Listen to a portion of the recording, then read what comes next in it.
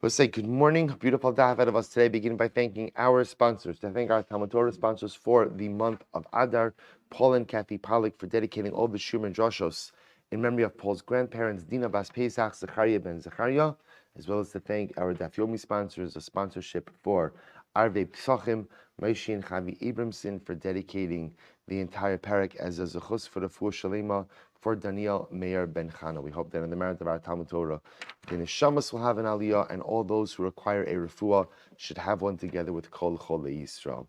And with that, let us begin. So we have an incredible daf ahead of us today. Today's daf is Kuf Yud 110. We are picking up in Meretz Hashem on Kuf Yud 110. We left off at Tanu Rabbanon. So Kuf Yud Amud Aleph, 4 lines down. So we'll say we are continuing on the topic of zugos, right? The topic of pairs. So the Gemara says as follows: Tan Rabbanon, Shose Kiflayim, if a person goes ahead and drinks two cups, Damo Berosho. Literally, again, his blood is on his head, which also means that you're responsible for anything catastrophic which occurs to you. Amar Rav Yehuda, Eimasai. So we'll say, so actually, what I should just do, I mentioned this in passing yesterday, but I should just mention the following. So remember, this Gemara today, for the most part, we're going to be focusing on this concept of zugos, right? Zugos, as we talked about yesterday, means pairs. We're going to go with the general idea that the issue of zugos is one of dualism, right? Of avoiding things which have the appearance of giving allegiance to two different gods. That's bepashtos what we're going to focus on over here. Now, I will say the way zugos work, so to speak. I don't know how zugos work, but the way zugos work is apparently if you do things in pairs, what ends up happening is you give power to the Sheydim, or you allow for the Sheydim to harm you. So in general, I'm going to send this out a little bit later, but on the chat. But there's obviously the whole discussion regarding Sheydim and all of these things is part of a much bigger philosophic debate within Yiddishkeit. For example, the Rambam, our Gemara clearly indicates that the Sheydim have a power, and these concepts of zugos absolutely apply, which again we'll get into. But I just want to point out that, for example, there's the position of the Rambam.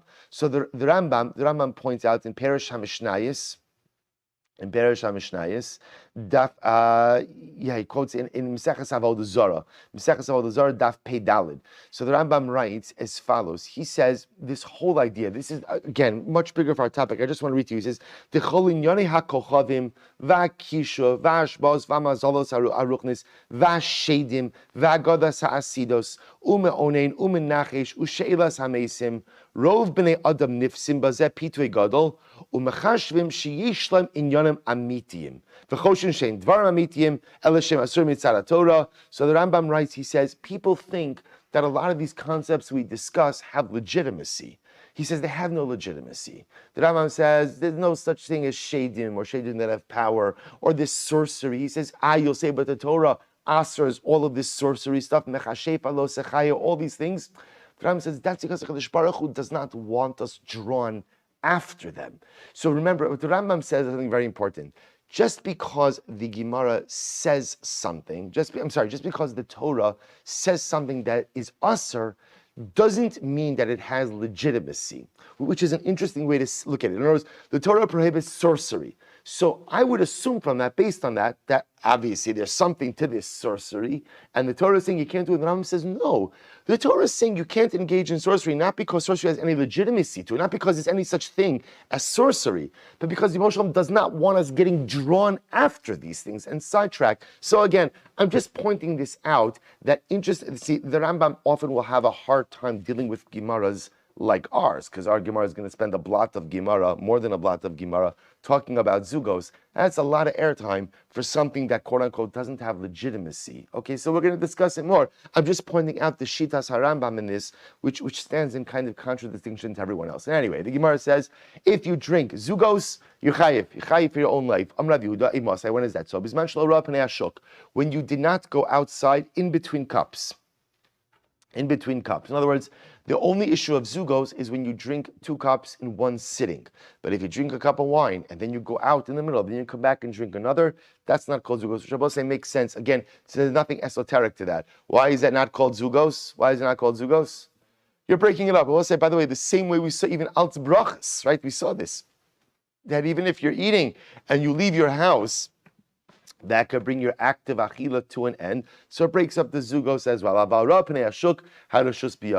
But ultimately, again, if you go outside in between cups, you could drink zugos. Ravashi, Chazina Rav Chananya bar Bibi, the akol kasa, the akol kasa, havenafik v'chazi ape shuka. So Ravashi said, I saw that Rav Chananya, whenever he would drink, after every single cup of wine, he would go out into the shuk. He would go out into the marketplace. In other words, to his makbid, to go ahead and interrupt in between the cups by going outside. V'lo amran ela latzeis laderech. And I will say furthermore, when are zugos problematic? Zugos are only problematic if you're going out to travel. If you're going out to travel, if you look at the Rashbam says v'lo amran. It's the last three of the short lines. Demari le zugos ela latzeis laderech. Avalamod bebeso leslanba.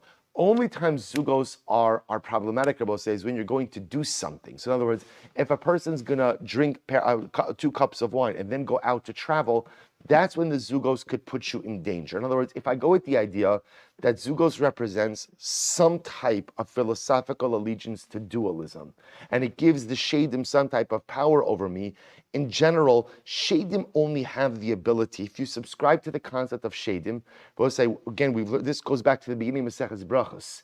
Sheydim only have the power over you when? When you put yourself b'makom sakana. We'll say this goes back to Brachos Daf Vav. You remember Brachos Daf Vav? Excellent, right? Remember, you're not allowed to go into a ruin. Right? Gemara said 3 reasons you can't go into a ruin. But one of the reasons you can't go into a ruin is b'pnei Sheydim. Because ruins always have a danger of collapse. Sheydim have power over us when we put ourselves in danger. So the Gemara therefore says, if you're drinking zugos and staying in your house, not a problem. But if you're drinking zugos and then going out to travel, that's when there's the potential for trouble. Amar Abzeira Belishan, what about going to sleep? So can I drink zugos and then go to sleep? So we'll say going to sleep is like traveling. In other words, going to sleep is considered to be sakana. Like Shavuot say, is such a profound statement. What does that mean? That going to sleep is like going out to travel? See, Shavuot saying, what the Gemara is saying is, any time in life that you're not engaged in dynamic activity, it's dangerous. It's dangerous. So if I'm traveling, again, generally if I'm traveling, I can't learn, I can't do chesed, so I'm traveling. That's danger. Well, that's active danger because you subject yourself to the circumstances around you. Going to sleep is also dangerous. Why? Because when I sleep, although it's a necessity, I'm not in a state of dynamic activity, which I will say such a profound yisod. The only time you're truly safe in life is when you're engaged in growth. But if you're sleeping, that's kimakom sakana. Incredible. The Gemara says, Amra Papa, what about going out to the bathroom? That's like going out to travel. So the Gemara says, so is that true? That if you're just sitting in your home, drinking pairs of cups of wine, drinking zugos, that it's not a problem? Rava, yet I will say, Rava, this is very interesting. Rava, when he would drink wine in his home, Mane Kishure, he would count the beams. In other words, what Rava would do is that he would keep track of the number of cups that he was drinking, and the way he would do it is he would count the cups based on the beams in his home. And furthermore,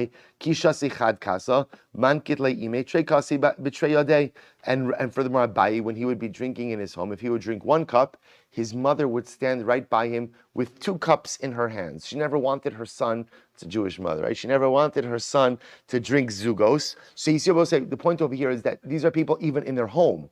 And even in their home, they're being careful with zugos. Rav Nachman bar Yitzchak, ki avashasi trei kasi, mankit le shamei chad kasa. And we'll say ultimately again, Rav Nachman bar Yitzchak, when he was drinking, if he was drinking 2 cups, so ultimately again, his shamus, his servant, would hold another cup in his hand.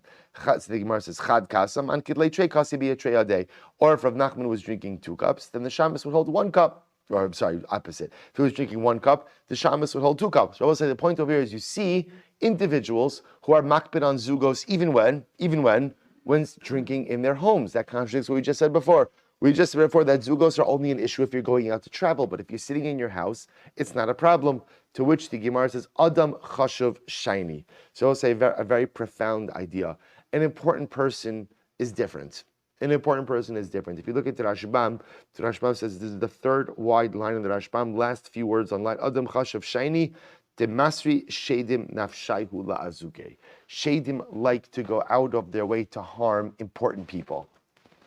So I'll say, so therefore this idea that an Adam chashuv is more susceptible ultimately again to Sheydim. So I'll say a very profound yisod, which is in general that the greater one is in life, the more we often think that the way it works is that the greater one is, kind of the less susceptible they are to the challenges of life.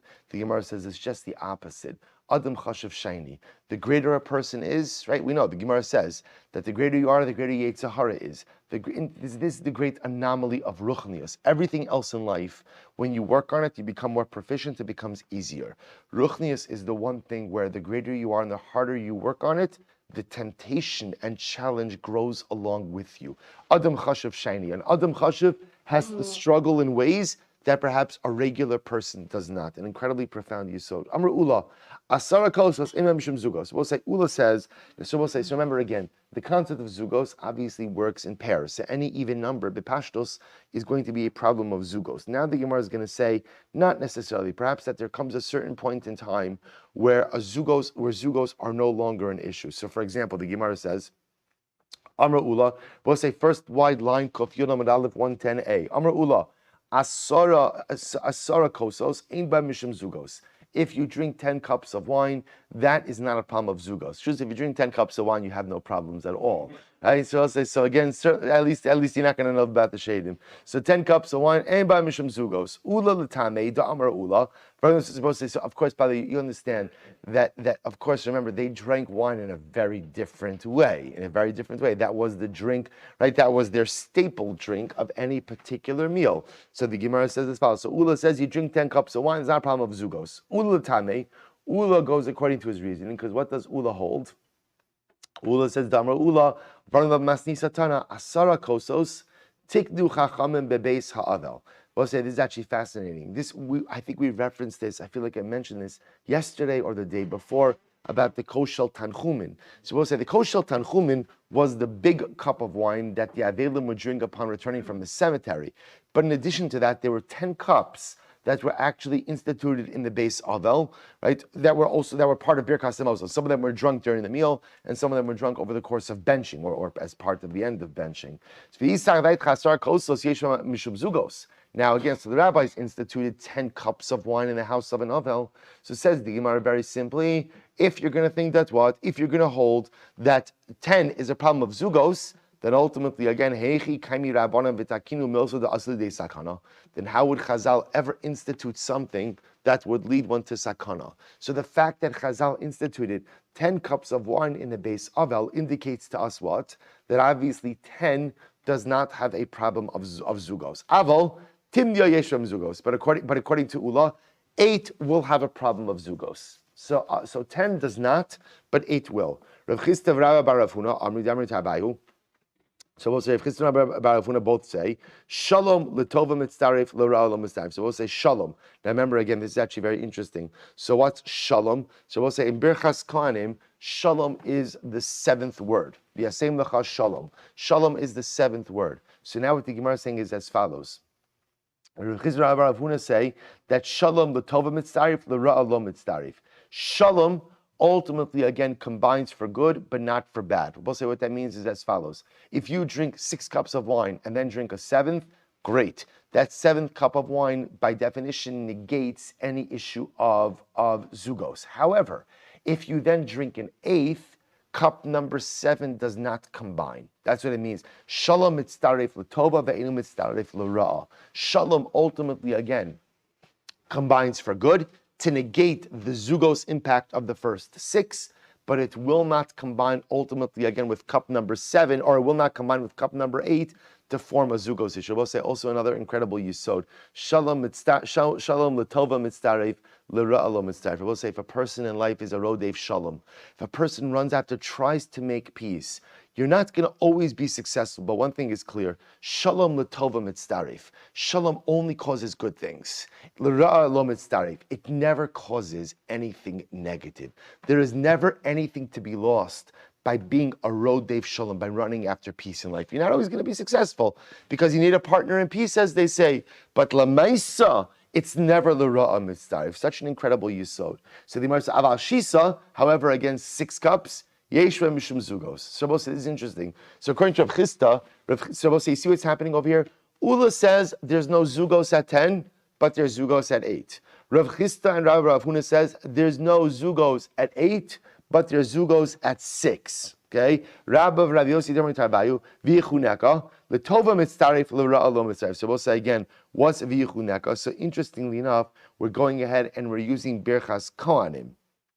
Right, so we'll say, so what's v'yichuneka? So remember again, Ya'er Hashem panav elecha v'yichuneka. Yichuneka is word number 5. So the 5th cup that you drink, l'tova mitzdaref, which means if you drink a 5th cup of wine, that will negate the zugos impact of the first 4. However, if you then go and drink cup number 6, 5 doesn't combine with 6. L'tova mitzdaref, l'ra'a lo mitzdaref. Aval arba, yeshva mishum zugos. But again, 4 cups of wine, absolutely have an issue of zugos.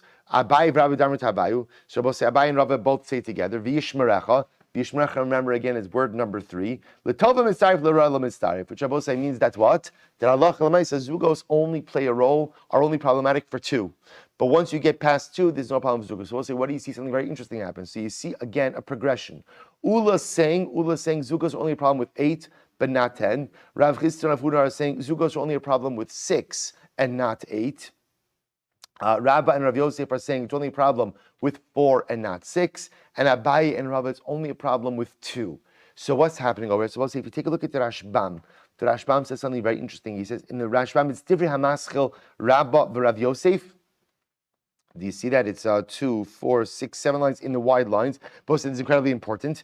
Kimo shahayu hadoros zu achazu hayu makilin bezugos v'hochlin upochsin. So we'll say this is really quite fascinating. The Rashbam makes an observation. The opinions mentioned are going down the generations. What the Rashbam points out over here is that earlier generations were more makbid with zugos, but as time went on, people became more makil with zugos. Therefore, again, that's why the last position, which is quote-unquote the most contemporary one, Abaye and Rava, said the truth is zugos is only a problem with 2. But once you're past 2, you don't have to worry about zugos anymore. Shabbosite, just to understand, it makes a lot of sense, especially if we're going with the idea that zugos is an issue of dualism. The whole dualism issue is only really with 2. In other words, once you get to a number greater than 2. I understand that I'm in the parsha of zugos, but it's almost as if the hashkafa of zugos is lost on anything more than 2. So by the time we get down the generations and we're up to Abaye and Rava, they're saying, listen, zugos is really only an issue by 2, but not any more than 2. Va'az the Rava l'tamei. Rava goes according to his reasoning. The Rava afkinu l'rabbanan ba'arba kosos. So let's listen to this. Rava, when his talmidim would come over for a shir, he would go ahead and he would give them 4 cups to drink as they would leave. Right? In other words, they would have 4 cups of wine as they were having the shir. So the Gemara says, and this occurred even. Now, I'll just point out to you. Take a look at the Rashbam for just a moment because this is interesting. Rava kinu ba'arba pamim harbe kishay niftarim eno hayamashkin or pam shlo hayamashkin el arba kosos v'niftarin. So this is what I say. Interestingly enough. So it goes on. Where was it? Then maybe it was in the Marsha. I saw this last night. The Marsha. You'll look at the Marsha. I'm pretty sure the Marsha brings down that Rava would give his talmidim wine. Why would he give them wine? It's interesting. Rava would give them wine to try drinking while learning, because Rava felt that a little bit of wine opens up the heart and would make the talmidim a bit more receptive to the lessons that he was teaching. So very interesting. In any event, Rava would go ahead and give his talmidim 4 cups of wine. Afagav de isik Rava bar Livai lo chashle lemilsa. So we'll say, interesting enough, even though one time Rava bar Livai, one of his talmidim, was injured somehow when leaving the shir, and many of the talmidim attributed his injury ultimately to the fact that he drank zugos in Rava's house. But Rava wasn't concerned. Rava said, no, it's not because of zugos. I'll tell you why he got hurt. I'll tell you why Rava Bar Levi got hurt, said Rava. It's not because of zugos. It's because he's always contradicting me in shir. Right? It's because he's always contradicting me in shir. Right? He always is raising kashas and always contradicting and this, that. So because I was like, I want to point out, what Rava was saying is obviously you could ask, a person could ask, Talmud could ask questions, Talmud is supposed to ask questions, but we all know there are different ways to ask questions.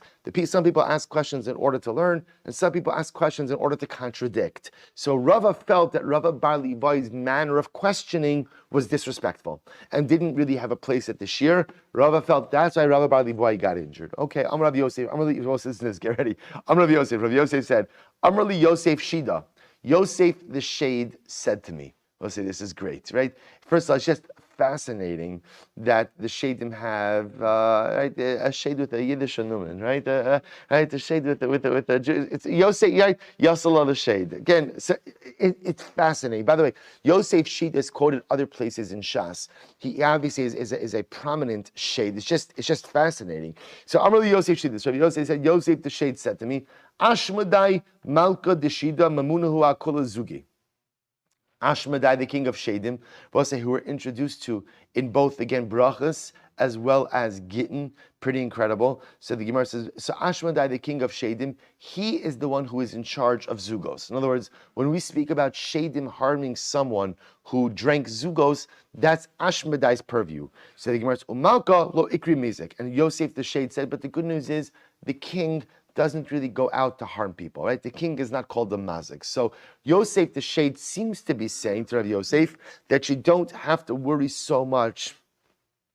I will say it's also interesting that you know, I've always understood Rav Yosef is speaking to Yosef the Shade.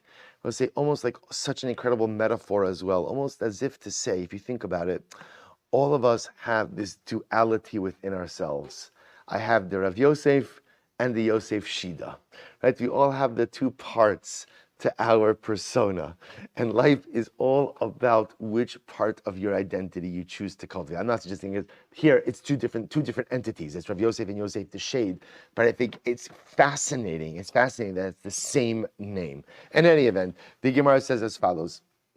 So Yosef Shida seems to be telling Rav Yosef, the good news is you don't have to worry. You don't have to worry because Ashmadai is in charge of the shade of the zugos, and ultimately, again, the king's not really going out to harm people. So the Gemara says, "Ikad Amri," an alternate version of this, Damrila Lahaygi. So Adraba Malka Raschanahu, my deboy of it. An alternate version says, no, it's worse because the king when he gets angry, he could do whatever he wants.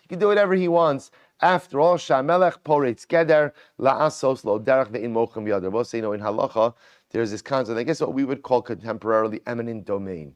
But the truth is, a king's power of eminent domain is even stronger, right? A king could repossess whatever property he wants for whatever purpose he wants. So it shows you the power of the king. So according to this version, Ashmadai is the king. King is prone to outbursts. He could do whatever he wants. So it's even worse that he has the power over Zugos. Okay. Amr Papa, Amr Yosef Shida.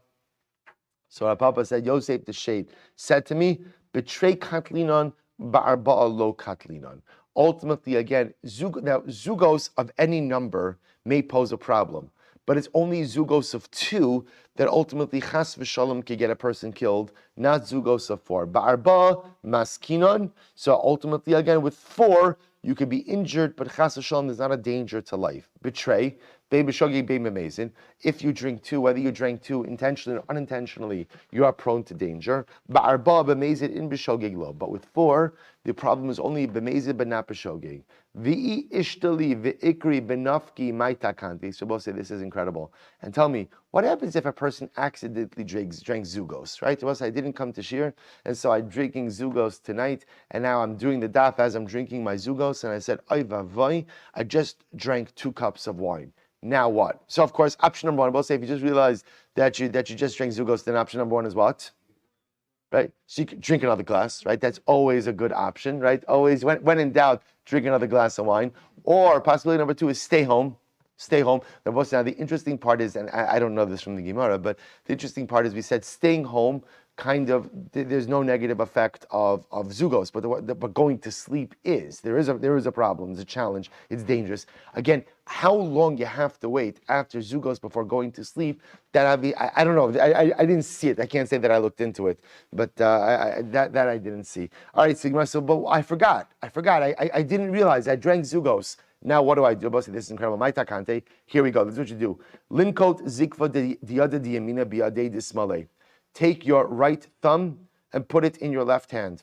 Vizakva dismale biyadei diyamine, and your left thumb in your right hand. B'nei mahachi. And this is what you have to say. Asun va'ana hatlasa. You and me, we are three. V'ishmiale da'amar asun va'ana haraba. And if you hear a voice back that says, you and I are four, neimale asun va'ana hachamisha. Then say, you and I are five. V'ishmiale da'amar asun va'ana hashisa. And if you hear a voice back that says, you and I are six, neimale asun va'ana hashiva. Then say, no, you and I are seven. So the Gemara says, Evha ovda. This once happened to someone. Admeya. Now both say, now the voice that you hear that Rashbam says is the shade. It's the shade who is allowed to harm you after the consumption of zugos. So ultimately, again, the Gemara says, and you have to keep going. Now both say, obviously, you see what this is. If I'm the individual drinking the zugos, I keep saying the odd number. Right? The voice that comes back is the shade who keeps saying the even number. Keep going. This, the Gemara says, until you get to 100. So the Gemara says, Hava uvda admeya v'chad upakashida. So there was once a person who was going back and forth with a shade until 101, until the shade finally exploded. So we'll say, so interestingly enough, what does this mean? So I'll just tell you, I'll just tell you something interesting that I saw the Ben Yohoyada comments on this, and I thought it's such a beautiful idea. Specifically, this. Now, again, the back and forth, the even odd numbers that we understand, right? What I'm trying to do is neutralize the power of zugos. What about the thumb, the whole thumb thing? So listen to what the Ben Yohoyada writes. He says, "Nira li dahaguda romez li Yisrael kimo shechasam b'makom acher umaniach umutzna gudol yamin biyad small v'gudol small biyad yamin kedei lichlol hachesed v'hagvura lematek hagvura bechesed." Shabbos said the Ben Yohoyada writes that the thumb represents Klal Yisrael. I don't know why he says that like I wrote somewhere else, but he doesn't tell us where the somewhere else is. The thumb represents Klal Yisrael. The right. Well, sometimes the right represents different things. Sometimes the right could represent chesed, sometimes the right could represent gvura. So let's assume for a moment that the right represents chesed and the left represents din. By going ahead and taking the thumb, Klal Yisrael, and inserting them one into the other, what I'm doing is I'm saying, Ribono shel olam, even if there is din upon me now, even if there's divine judgment upon me now, I'm asking you to blunt the divine judgment ultimately with chesed. I will say what it's doing is as follows also. What it's representing is the idea, and this is really the antidote to zugos. The problem with zugos is it looks like dualism. The moment you allow yourself to become, I'll call theologically weak, religiously weak, is when you potentially give other powers control over you. But Lamaisa, the moment you pledge your allegiance back to the Ribono shel olam, then those other kochos have no ability over you. So the moment you go ahead and you take your thumbs and you insert them one into the other hand, and you recognize Chadash Baruch Hu, in your hand is Gevura, in your hand is Din, in your hand is Chesed. It's up to you. Nothing could harm me, and nothing could do anything to me without you, Ribono shel olam. So the moment after Zugos, you repledge your allegiance to the Ribono shel olam, is the moment that you neutralize the power of Zugos. So we'll say it's an incredible yesod. That's sometimes the way to deal with any life adversity. Sometimes the first thing I have to do in the midst of adversity is once again re-energize my connection with HaKadosh Baruch Hu, re-pledge my allegiance to the Ribono shel olam. Because Ribono shel olam, you control everything. I'm going to put in my ishtadlus, I'm going to do my part, but everything is up to you. And the moment you cast your lot with the Ribono shel olam is the moment that often outside forces are unable to have an effect on you. Incredible Gemara. So let's go right there. Amra Meimar, Amrili Reshtina Dinashim Kashvanios. Meimar said, I was once having a conversation with the head of the sorceresses. Right, a sorceress woman. I was having, not just with anyone, the Rebbe of the sorceress women. So the Gemara says, and she told me as follows: Hayman de pagabu benashon kashvanios. If a man ever comes across a sorceress, neima hachi. This is what you should say. Chari chamimi b'dikuli bazya lipumaychu nashi decharshaya. This is what you should say. Hot excrement in torn baskets should be poured into your mouth, sorceress woman. Have a good day, right? Whatever. This is. Now, we'll say, interestingly enough, it appears that you're actually supposed to be proactive in saying this to the sorceress who you run into. Okay, interesting idea. So the Gemara says as follows: Karach karchayu, and again it goes on. This is all the statement you should make. Karach karchayu, you should become bald because often the women would perform sorcery with their hair. Parach prachayu.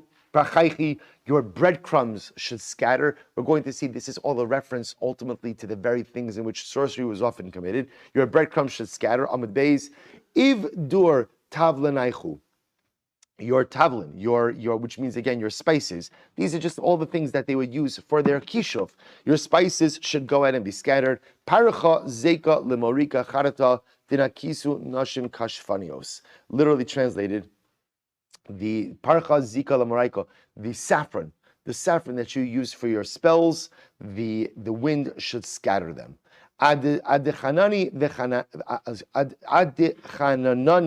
v'chananaichi lo asichu lego hashta da asisi lego karchanani v'chanchani. So literally what you say is, when you gave me favor, I gave you favor, which essentially means that as long as we stayed out of each other's way, all is fine. But now that we have crossed paths, at the end of the day, I have no compassion upon you. Actually, if you look at Rashi, both in this stop, it's Rashbam on the right side, Rashi is on the left side. Take a quick look at Rashi for just a moment on the left side. V'hashta dasisi lago karchanani v'chanenechi hoyel ubasi beinechem yodiani sheniskaru rachamichem me'alai v'gam rachamim niskaru shalochasti al atzmi. So we'll say, so the individual says, listen, while you were doing your thing, I was doing my thing, our paths don't cross, it's fine, but now that we've crossed paths, I realize that I have not been careful enough to avoid you, and I have no illusion that you will be compassionate upon me. Okay, so we'll say, so that's the sources. Now we'll say, now listen to this. So we'll say, now you begin to see how this kind of started with Ula and working our way amongst all of the various opinions down the generations. We went from 10 is a problem of Zugos, or I should say 10 is not a Zugos, 8 is only a problem of Zugos to only 2. Now Rabbi say, the Gemara says, listen to this, in Eretz Yisrael, they were not makbid on Zugim. Right? They were makbid on Zugos. They did not feel that drinking in pairs was a problem. But say now, what I just want to point out is as follows. Now, what does that mean they weren't makbid on it? So I just want to point out that, remember, Sheydim also are a manifestation, or I should say, the ability for Sheydim to interact in this world is also a function of the inherent kedusha of this world. That's why, for example, the Gemara says, where can Sheydim be found most often? In the Beis Medrash, right? The Gemara says, why is it that the clothing of Talmidei Chachamim wears out if Talmidei Chacham are just sitting and learning? How do their clothing wear out? Remember, what does the Gemara say? Because the Sheydim rub against them. Sheydim are drawn to Kedusha, which is why that the less Kedusha there is in the world, ultimately, again, the less manifest Sheydim. I both say, by the way, this is the opinion also of the Sefer HaChinuch and others. Remember, again, I mentioned the Rambam. The Rambam is of the opinion that all of this stuff, Sheydim and Kishuf, it's not real. Almost everyone else argues on the Rambam and says, but what happened to these forces today? Again, remember, their counterbalances to Kedusha. Wherever there's Kedusha, there's also Tumah. So wherever there's greater Kedusha, there's Sheydim, there's Kishuf.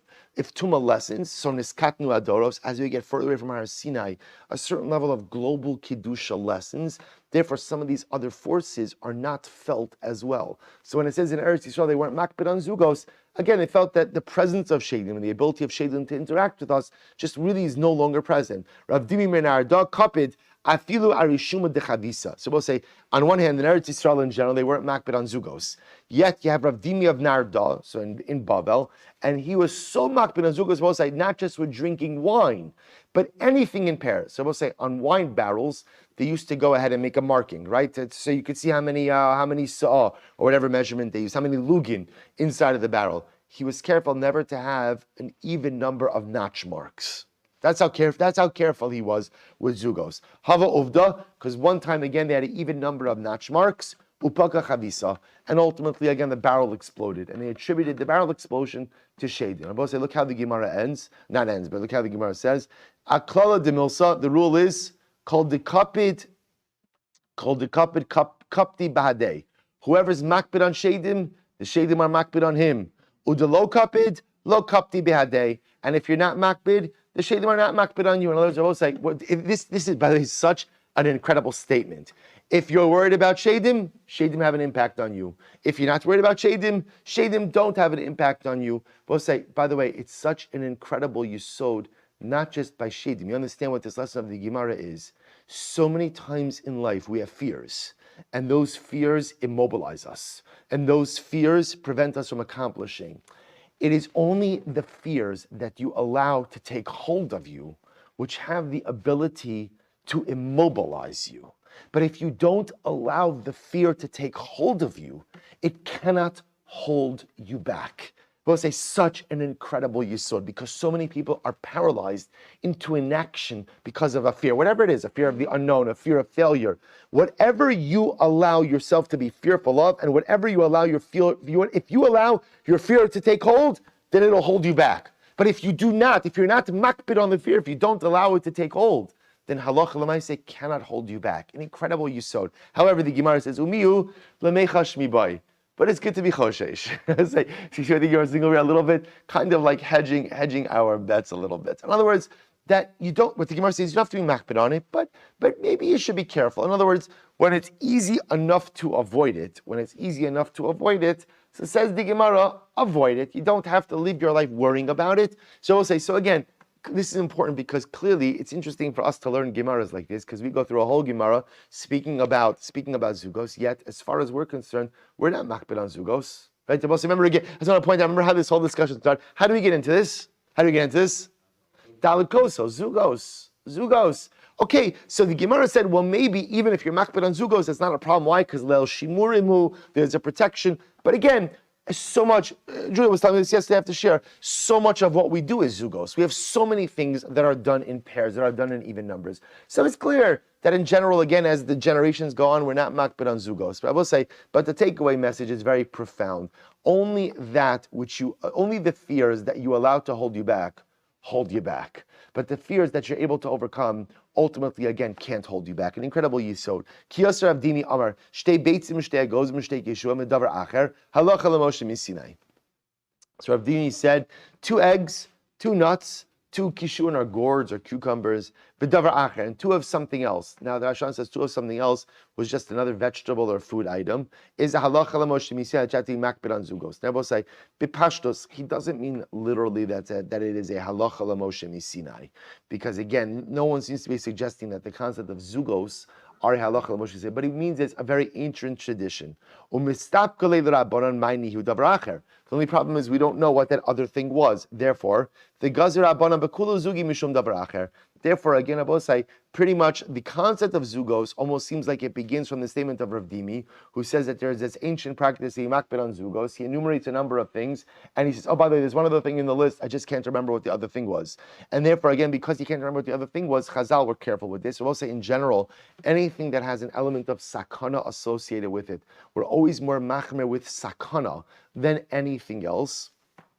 And therefore, halacha l'maisa, we have to be careful with zugos for everything. V'hada amran asara timni ashisa arba inam shem zugi lo aman el leinyan mazikin I'm sorry. Good. I v'hada amran asara timni ashisa arba inam shem zugi. But I will say that which we said before, that 10, 8, 6, 4 don't have a problem of zugos. Lo aman el leinyan mazikin. I will say, now this is very interesting. The Gemara now makes a distinction ultimately between zugin, which is an issue of kishuf, which is an issue of sheydim, and kishuf, which is sorcery. So we'll say the conclusion of the Gemara is, really the conclusion of the Gemara is twofold. Number one, it appears that zugos, in terms of sheydim, are only going to have a problem with 2. Right, only literally a pair, 2. That's where the Sheydim seem to have a hold, at least contemporarily. And even then, it's a shayla if you're makbid on it, not makbid on it. But the Gemara seems to indicate that you should be choshesh with it. However, I will say sometimes Zugin could leave a person vulnerable even with larger numbers, but not a function of Sheydim. That's a function of kishuf. That's a function of sorcery. So apparently, again, there's the zugin of Sheydim and the zugin of kishuf. The zugin of Sheydim, only a problem with two. The zugin of kishuf could be a problem even with a large number. Also, listen to this. Great story. Kidahu gavra de garshla dvisu. There was a man who divorced his wife. Ozli, in Siba lechan bina. The woman went on, she got remarried, and she married a shopkeeper. Good, mazel tov. Kol yom hava azl v'shasi chamra. Every day, her ex-husband would come into her new husband's store to drink wine. Apparently, again, it used to be common that you would go into the general store.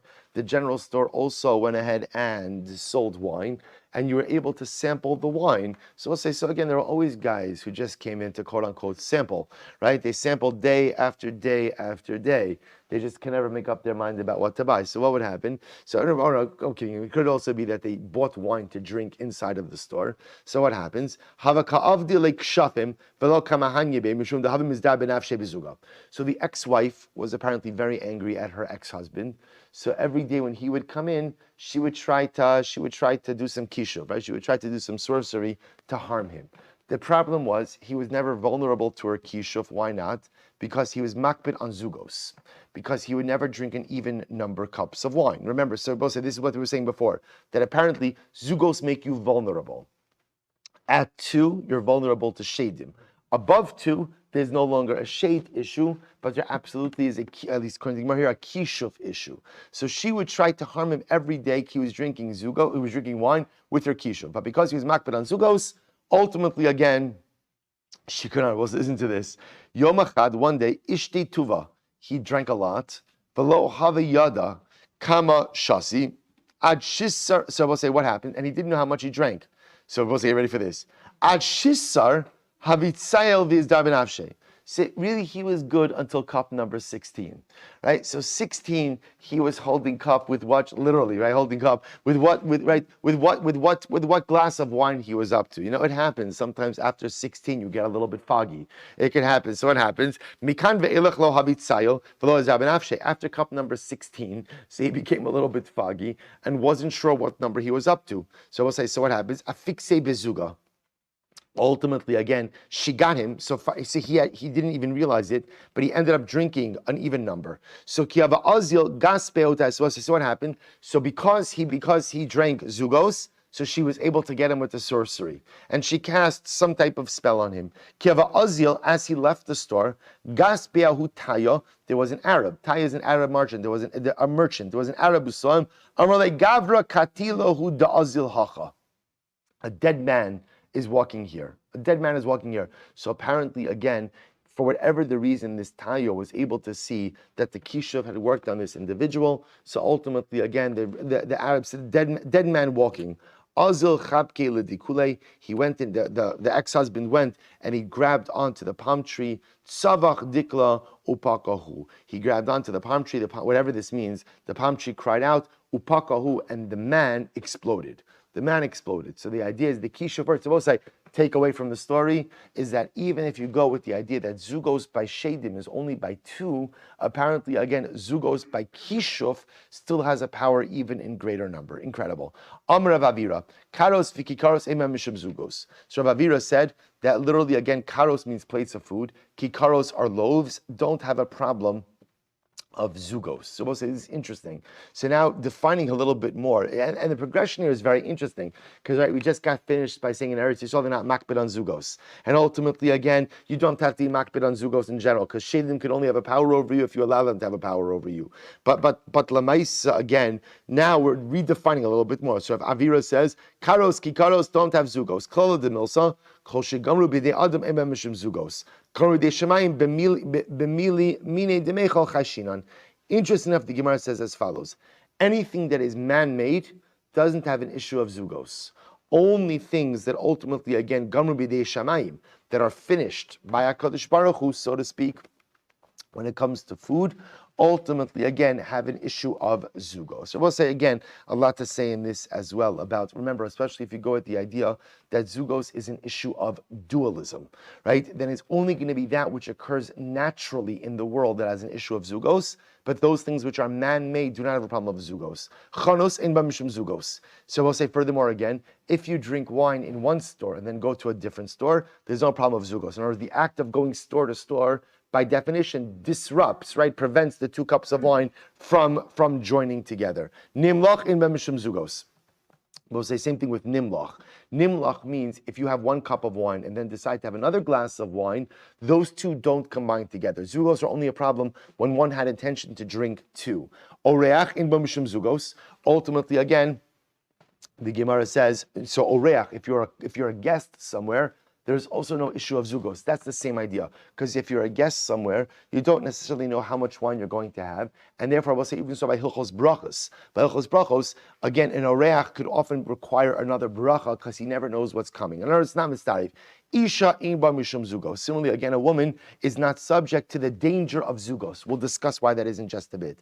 So the Gemara says, Isha chashuva kaishinin. This is very interesting. But if she's an important woman, then she can be prone to the danger of zugos. We saw the Isha chashuva, by the way, by a seiba as well. Rabbi say, no, to have to stop over here. We'll pick up in Mirat Hashem. We'll finish up zugos in Mirat Hashem tomorrow and define some of these categories that we just mentioned.